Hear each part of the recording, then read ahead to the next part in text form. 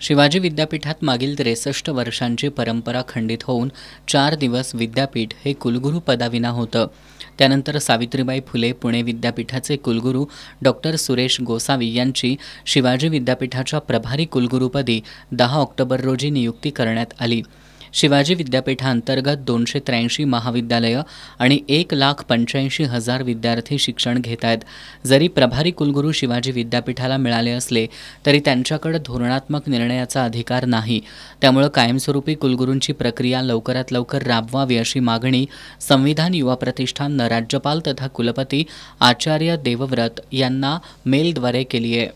आणि या प्रकरणी तात्काळ राज्यपालांनी कुलगुरूंची कायमस्वरूपीची निवड करावी, कारण आता जे प्रभारी म्हणून कुलगुरू आलेले आहेत ते या ठिकाणी धोरणात्मक निर्णय कोणतेही घेऊ शकत नाहीत। त्यासाठी आम्ही संघटनेच्या वतीनं राज्यपाल महोदय यांच्याकडे मागणी केलेली आहे की या ठिकाणी लवकरात लवकर कुलगुरूंची नियुक्ती करण्यात यावी।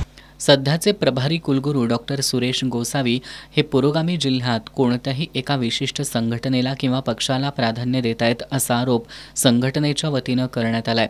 त्यांनी विद्यार्थ्यांना केंद्रस्थानी मानून कार्य करावं अशी मागणी संघटनेच्या वतीनं करण्यात आली आहे। आमची एक विनंती आहे की आपण विद्यार्थ्यांना केंद्रस्थानी ठेवून इथला कारभार चालवावा। जर एखाद्या कोणत्या पक्षाला एखाद्या संघटनेला जर आपण केंद्रस्थानी ठेवून जर इथला कारभार चालवत असाल तर शिवराय फुले शाहू आंबेडकर यांच्या महाराष्ट्रामध्ये हे आम्ही कदापिही खपवून घेणार नाही। हा पुरोगामी जिल्हा आहे। कोल्हापूर जिल्हा हा पुरोगामी जिल्हा म्हणून ओळखला जातो। या कोल्हापूर जिल्ह्यामध्ये जर का तुम्ही कोणत्याही एका संघटनेला किंवा एखाद्या संस्थेला केंद्रस्थानी मानून जर इथला कारभार करणार असाल तर त्याच्या योग्य वेळी आम्ही आपणास उत्तर देऊ।